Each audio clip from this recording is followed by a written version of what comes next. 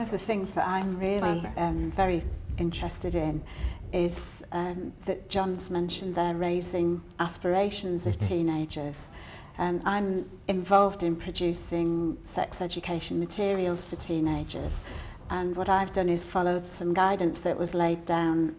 by the government, which recommends that we don't do sex and relationships education in isolation from everything else, that we involve things like building up a young person's self-esteem, helping them to see that to have a baby in the teens may not be the best thing economically. It's not always the worst thing either, I do have to say, but that there may be other things that would make a young person feel fulfilled in their teenage years, and we would encourage people to learn how to use techniques to delay having their first sex, and sometimes to say no to having sex until they've finished a course. At the moment, do you think sex education in schools isn't doing the job?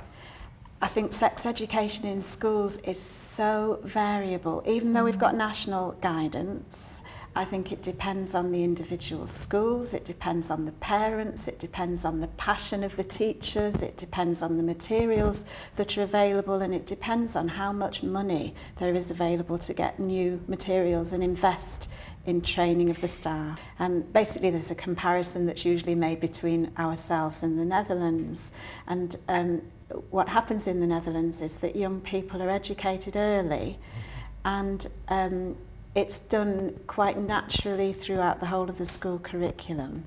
and the result of that seems to be that the young people who have sex education early are more likely to use contraception, more likely to protect themselves from sexually transmitted infections, and actually the other thing which is most important, more likely to have their first sexual intercourse later than those who don't have sex education. That's absolutely crucial. The earlier, the better the sex education, the later and less risky first intercourse is.